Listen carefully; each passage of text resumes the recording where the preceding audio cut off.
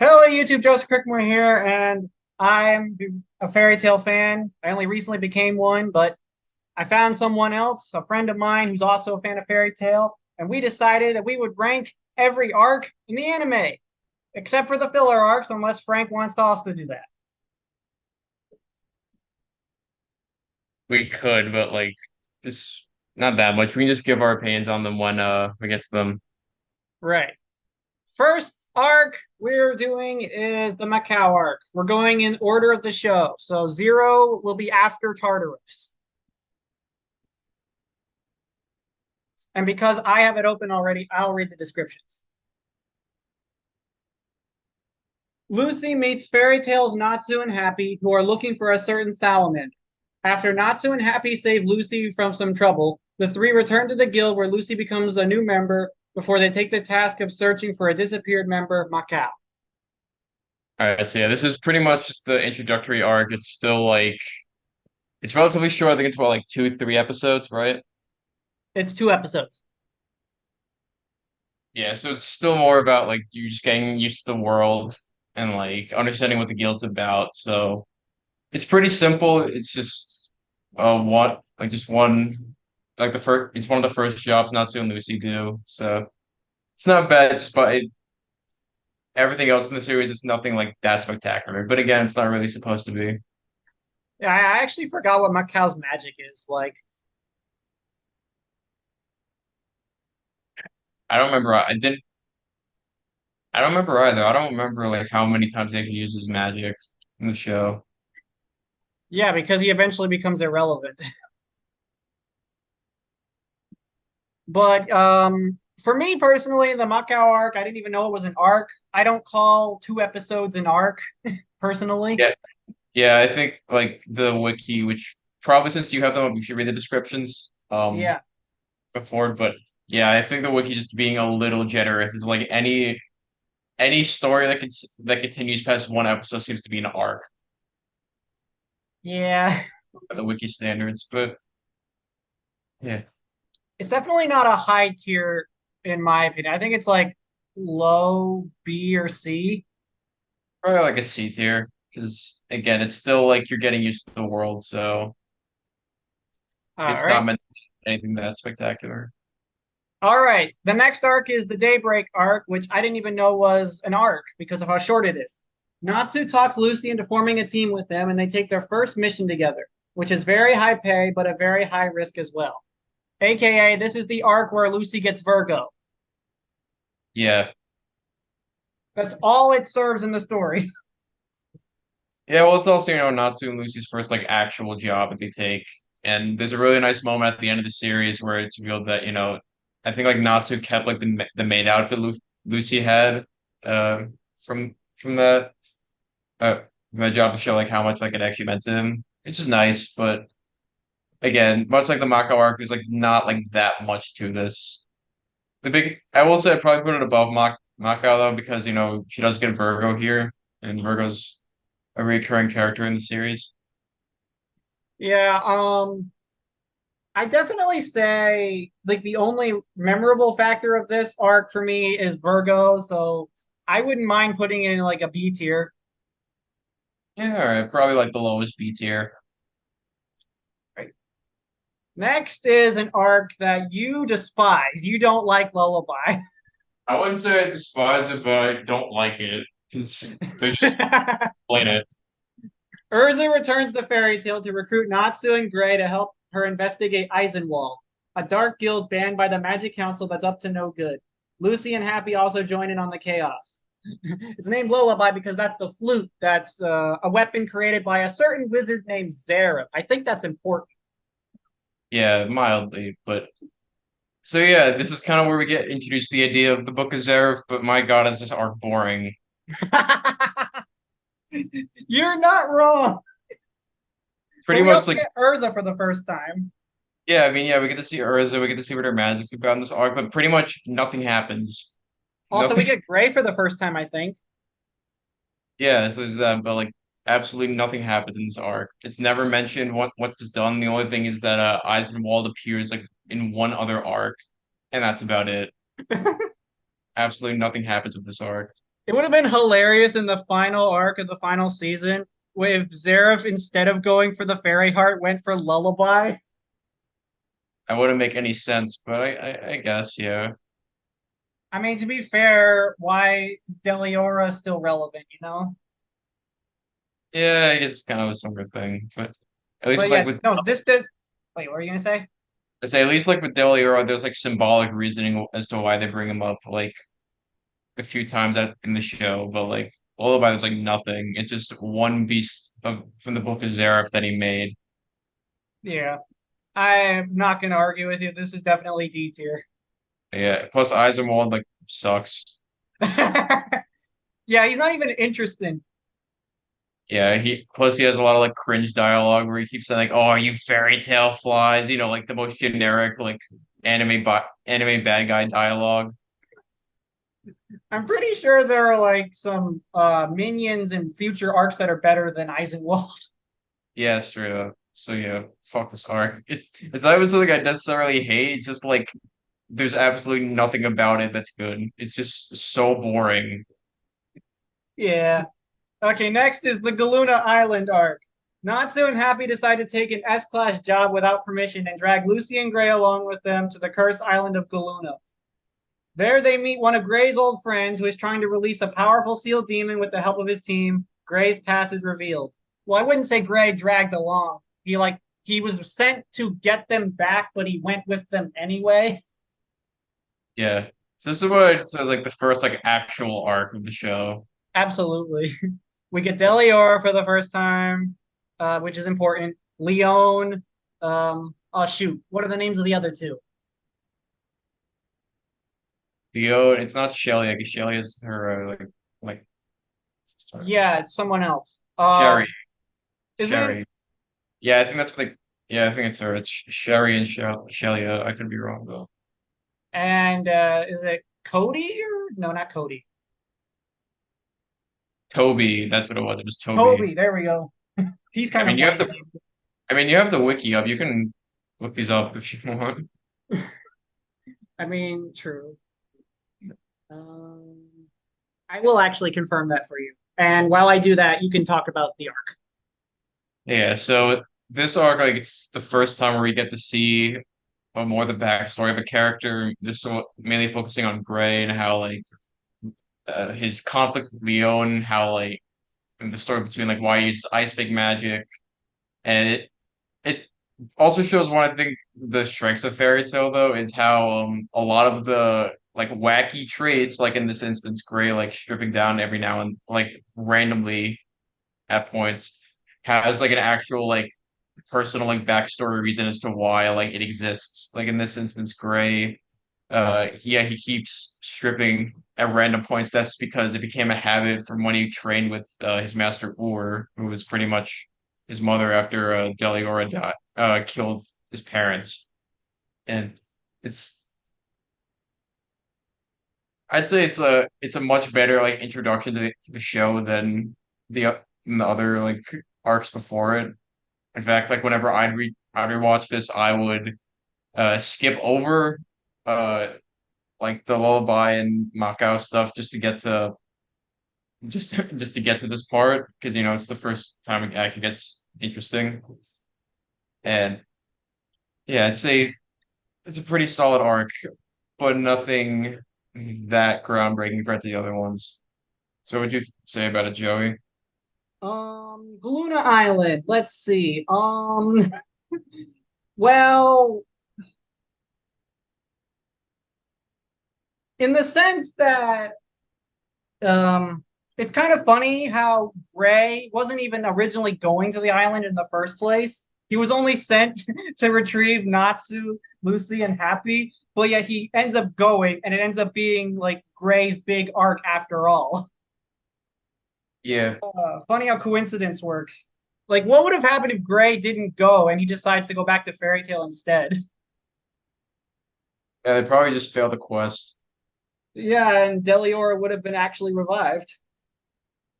Well, not even that, because when Delior was like revived, he gets revived at the end of the arc, but like say like he pretty much had like no life left in him because the ice shell was weakening him. So even if he got revived, like it wouldn't like do much. Yeah, you're right. Mhm. Aside from that, um, I find Leon to be a nice foil to Gray, like, oh, I blame you for Ur's death. And but then Gray's like, no, it's Ice Shell. He's like, I already knew that. And then so we're like, then what are you doing, Leon? Uh, I really truly forgot about the other characters he's with besides Toby, because Toby's just hilarious to me. Yeah, the only other character that really matters is Sherry of those three, but like that's about it. Yeah. Is this the arc where she starts to fall in love with Leon? This is it's where she's already in love with him, but then like the next time you see her, she's not really anymore. Ah. Well, I don't have much else to say on this arc except like this is Gray's moment, even though he didn't see it coming himself. This was his big moment in the show. Yeah, I'd say probably like I don't know, like B's probably good for it. Oh wait, wasn't Altair in this arc too? Yeah, I said that before. Okay, yeah, because that was her first time in the series as well. Hmm. And her and Gray don't like see each other or meet each other and have their confrontation until way later anyway. So it's surprising that it's set up a little here, but doesn't get a payoff until way later. Yeah. All right. So I'd say it's a B tier arc. Yeah, definitely. I think that's a good spot for it. It's the first arc that's actually interesting and has like some actual like ramifications for the rest of the series. Yeah. All right. Next arc is Phantom Lord, and this is like the first arc I think of when I rewatch Fairy Tail. Natsu, Lucy, Happy, Gray, and Urza return from Galuna Island to find that their guild headquarters is in ruins, thanks to a rival guild known as Phantom Lord. A few more vile actions committed by one of Phantom Lord's members leads to a full-blown war between the two guilds. Lucy's past is also slowly revealed. Yeah, because her father decides I'm going to hire this guild to attack Fairy Tail just to get you. Yeah. But then, what's his name? Jose was like, no, we're going to ransom you back to your father to get some money out of it. Yeah. So this doesn't feel like where the show like real like actually gets real for the first Yes. time. This is where is when they come back, they see Levy and Levy, Troy, and I'm blanking the other guy's name right now. You know, Shadow Gear, right? Yeah. That's the team name. Yeah. Team Shadow Gear. Yeah, you're right. Yeah, you see them crucified like for everyone to see. Yeah, Yep. that was pretty savage. Yeah, and it's where he gets introduced to Gajeel and he destroys the guild hall. Yeah, this is. I love this. I don't like him here, but Gajiel is one of my favorite characters in all of the series. Yeah, Gajeel's definitely one of in my opinion, one of the best characters. Also, Juvie is introduced in this arc as well. Yeah, my personal favorite character of the show. Yeah, Um, let's see. The arc only unfolds this way because literally every S-class wizard in Fairy Tail, aside from Urza and Mira Jane, aren't even there. Guild Arts is still doing the 100-year quest. yeah. Mystigan is off. Huh? No, yeah. Well, Gilbert's not, isn't even introduced yet, and Mystigan, yeah, he's not there, but he went out, to like take down every other Phantom Lord guild hall that was in the country. That's why he wasn't there. Right. And then Loxus decides, yeah, you can guys can handle it yourself. You don't need me. Yeah, You know what's hilarious? What if the Thunder Legion actually helped them? it probably ends a lot faster. Yeah, with Evergreen, Big, Slow, and Freed. Hmm. But because they follow Loxus is like, yeah, I'm not gonna help those weaklings. Yeah, But Urza, let's see, she defended off the Jupiter cannon, and then She's out for the rest of the arc until the fight with Josei. Yeah. And that was Just just long enough for Makarov to come back. just a really good fight with Elfman and the Earth guy that makes like all the copy Yes! stuff. This was when he finally got over his full body transfer takeover. Yeah. Yeah, where he finally pulled it off. Of course, the fight between Gray and Juvia. Yes. That is literally a highlight for the arc for me. Yeah. And most importantly, I don't know if it's the most important, but definitely one of the most important parts of this, the first time in the series where they show Fairy Law. Yes, I would call that very important. Yeah. But a highlight of the arc for me is like I said, Gray versus Juvia, because in most shonen, you don't get a fight like that. You don't get a fight that turns out that way. Yeah. And part of why I really like Juvia is because she's probably one of the rare instances in an anime where part of like the main gimmick of the character is that she's madly in love with Gray and is constantly trying to get with him. But not only is it not grating, it's actually really funny and endearing, I Yeah, find. it is. I actually forgot because I don't remember what arc it is. Like it was there was a moment in the anime with Igneel and someone talking about Natsu. When does that happen? I forgot. I think it actually does happen between like this and I think between this and Tower of Heaven, I think it happens between. Okay, because like I remember seeing it. It was such a random moment because it's like out of nowhere. I could be wrong though. And the benefit of hindsight in that case is like you know where Igneel is if you're rewatching the show, but for the first time watching, you're like, wait, where are we talking to Igneel? Yeah. But no, this is definitely an A rank, an A tier. Yeah. And plus it has a really good ending where Lucy goes back to confront her father and instead of surrendering herself to him, she tells him to never go to Fairy Tale again. Yeah. And it's Yeah, funny, she walks out of her family estate to find Natsu, Gray, and Urza. yeah. 'Cause they all thought she was gonna leave. Next is another relatively short arc, but this one I still think of as an arc because there's a lot that happens in these 3 episodes. It's Loki.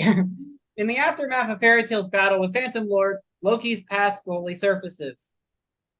Yeah. So this is definitely one of the shorter arcs, like we said, but I still think it's an arc. There's at least enough that happens that I would say it's an arc. yeah, and it's actually pretty pivotal for the rest of the show. I wouldn't say like it's like in the sense that like all like the entire show like the entire way the show goes like it's changed forever, but like Well, I mean, Loki has changed forever after this. yeah, I'd say he does, but like the actual like in terms of like every other character, like it's only Loki that changes. Well, Loki, Lucy, and the Spirit King. Yeah, there's that, I guess. But I'm looking at the wiki and it's actually 5 chapters. Yeah. I'll say like it's not like like Magic Games and how much like it added to the universe. I'll put it that way. That's what I'm It trying to did get at. it did introduce the Spirit King, and I'd say that's plenty enough. Yeah, and the fact that Loki does appear as Leo the Lion, which is the big plot twist that he was actually uh uh Celeste that he was one of the Zodiac keys the whole time. Yeah. Um, I would definitely say that this is it's pivotal for certain characters, but it's not like that important. I'd say it's like maybe a low B.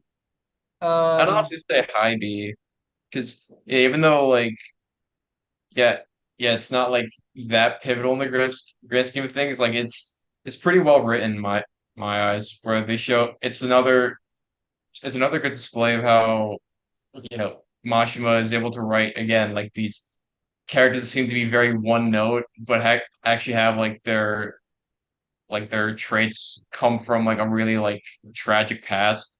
In this case, Loki womanizer is a womanizer because he wanted to distract himself from the guilt he felt when he indirectly like led to his master's death.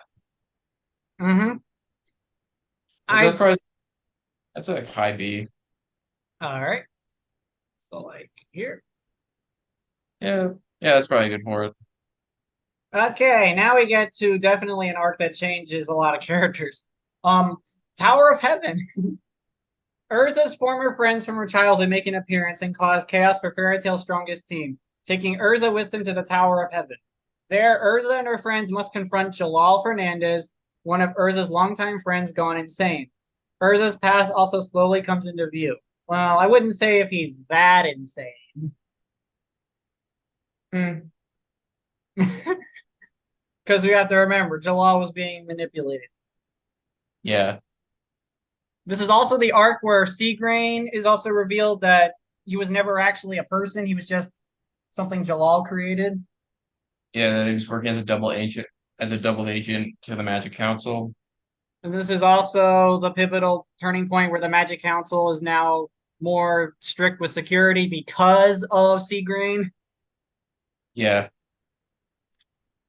Urza's friends make their first appearance here, and they come back later, very yeah. sparingly though. No, the only like real relevant one is Miliana.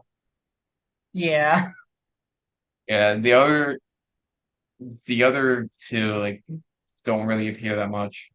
but then there was Simon. Yeah, well, Simon dies in this arc, so doesn't Yeah, really. but no, his death is important later for someone else. Yeah, but it's not like I said, it's like it doesn't reoccur though. But yeah, I get what you mean. Right. Jalal himself, I found to be definitely an antagonist worthy of carrying an entire arc. He felt terrifying to But yeah, especially like with how brutal they showed the creation of the Tower of Heaven is, and the fact that like he was once a slave in the Tower of Heaven, but then he ended up running it and completing it. Like, me. Yeah. Also, the fact that his entire plan was, yeah, I'm gonna trick the Magic Council into firing the Ethereum cannon because I actually need the Ethereum cannon. yeah, it's also like a really cool plot twist when it happens. And also, Ultir once again returns here. No, I think this is actually her first appearance, isn't it? Well, I mean, she technically showed up in Galuna Island. Oh yeah, you're right. You're right. But she's returning here on the side of Jalal. Yeah. But then Um, there's the part where everyone likes to rip on this arc for is the final battle between Natsu and Jalal. yes, I guess we have to talk about that. Yeah, we definitely do. A lot of people like to say it feels such a cop out, which they're not entirely wrong. Say the fact that Natsu just gets this temporary power boost out of nowhere. But is that not most shonen anyway? Yeah, that doesn't make it good though. No, Like, that's just one of the flaws of the entire genre. yeah, Joe, it's like, yeah, people in comic books die and come back all the time. Does that make it good? Okay, most of the time it is if it's handled well. Yeah, but you know what I mean. Yeah, I know what you mean. But that's part of the reason why I'm shifting away from that and moving to isekais. Yeah, yeah, all right. But Anywho, I would call this definitely S tier. yeah, yeah, I'd say so actually too. I was originally thinking maybe high A, but it's actually one of the more important arcs starting out, so I'd probably say yeah, S. Plus, the seeing the backstory of Urza when before she was so like closed off to everyone was really good. Yeah. Also, keep in mind, people, that this arc is going to become relevant for some other people coming up. Mhm. But right now, we got to deal with the Battle of Fairy Tail. The group members return home after the harrowing ordeal within the Tower of Heaven and find their guild rebuilt better than ever. Yeah, how long is that going to last? But this new pleasant surprise is cut short when Loxus and his team start an inter-guild battle within Fairy Tail so that Loxus can become the new guild master of Fairy Tail. Makarov and Loxus's past comes into view. Yeah, and we're just going to conveniently ignore Ivan's existence. Yeah, well, he's not important, so Yeah, set up Raven Tail. It'll be important. Not exactly. What was his goal in the end? Getting the fairy heart? Uh, yeah, he said like the Lumen Histoire. I think that's what he wanted. Okay, well, back to the actual arc itself. This is where we see the Thunder Legion for the first time. Loxus is finally tired of everyone's shit and decides I'm gonna take over. Yeah. Gajiel and Juvia join Fairy Tail officially here. But yeah, Juvie also, we should mention that Juvie also did reappear in Tower of Heaven, and like that was her first time like trying to like join Fairy Tail. Well, yeah, I mean, to be fair, she was kind of following Gray from Phantom Lord to Tower of Heaven, and then she didn't get a chance to join the guild until now. Yeah. But But it does oh yeah, another funny moment of this arc is the fact that Natsu and Gajil couldn't leave the guild hall. all right. So going back to yeah, when you mentioned the fact that Natsu and Gacha couldn't leave the guild is because it's also the time that they're technically over 80 years old is one of the coolest bits of foreshadowing I think in like any show I've seen, just because of how far into the show it's explained like why, or not even directly, but in hindsight, it's probably one of the coolest moments in the show. Yeah, but lots of other stuff happens in this arc. Let's see. You get the battles between the Thunder Legion and Urza, Lucy, and Mira Jane. This is when she gets Satan Soul back. Yeah, The moment with Juvia and Kana, that's a really big highlight for me because of the fact that Juvia was like, "No, I'm not going to fight you," and yet actual members of Fairy Tail were fighting each other before this. yeah, And then, of course, Loxus versus Mystigan, who, surprise, surprise, he looks like Jalal. yeah. Well, that's not gonna be explained until one or two more arcs after this. Right. But this is the moment where the show decided, yeah, let's show what Mystigan really looks like and start the theory trains. Yeah. And then let's see. What else was important with this arc? Loki came back as a celestial spirit to help Lucy. Mhm. Um, um, And this is where we get revealed that Lox is actually a lightning dragon slayer. yes. That final battle with Natsu and Gajil versus Loxus. Wow. What a battle. Yeah, And then it ends with Loxus getting kicked out of the guild and away from the story for quite a while. yeah. Overall, this is another S tier for me. Mm. I mean, me personally, I wouldn't put it that high, but it's your list, so Well, it's where on would you. you put it? I'd probably say like A personally, but again, it's your list. Okay, well, let's compensate for that and put it here. Yeah. That's fine. Mhm. Let's do. Okay, next up, Aracion Sace. When Aracion Sace, one of the top three dark guilds in Fiore, makes a move at seizing an ancient and deadly magic called Nirvana, an alliance of Fairy Tail, Lamia Scale, Blue Pegasus, and Kate Shelter guilds sets out to destroy it for good. Wendy's past comes slowly into motion. Oh yeah, she's introduced in this arc, Yeah. It's as actually well cool as though. It's actually cool though is that her technical first appearance ever was in like a scene where like she's on the train that Team Natsu's on, but like she didn't even appear in the manga at that point. So like that's a pretty cool moment to yeah, highlight. I actually saw that. That was Mhm. like wow. Um, but Wendy is not alone. She's also accompanied by Carla, another cat. I'm not going to say anything else because the actual thing I should be saying is in the next arc. But yes, Yeah. another cat.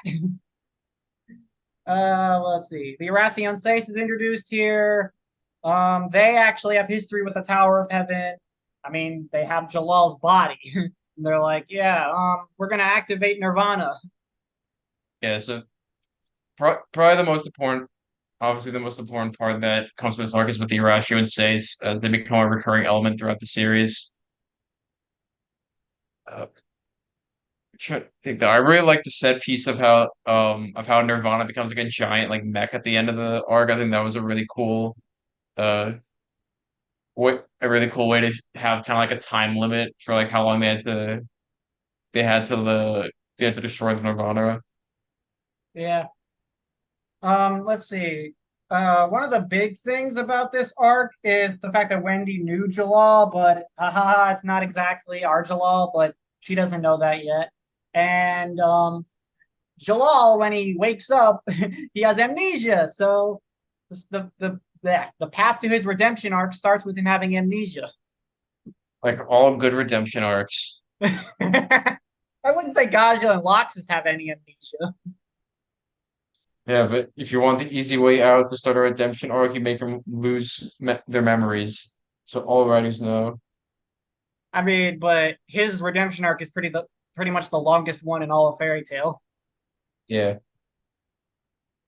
Because he's not redeemed in this arc, people. He keeps on with his redemption all the way up to Alvarez. But this was definitely a pivotal moment in the series. We got new guilds, Lamia Scale, Blue Pegasus, Who are these losers? Kate Shelter, and the big reveal at the end of the arc that surprise, surprise, they're not alive. Yeah. And you know, this probably probably the biggest things in this arc is the Irrational Sace and Wendy getting introduced. Yeah, as well as Carla. Yeah. I definitely say it's a B tier. Yeah. I guess so. Like here. Okay. We're almost out of time for this, so this is where we'll cut it off. Uh a lot of it I don't rewatch, but the parts I do really like. Yeah, I don't watch it from the beginning either. I selectively pick where I want to rewatch. Yeah, I pretty much just start from Galuna Island and just go from there. Oh, I start from Phantom Lord. I consider it. But I get what you mean, yeah.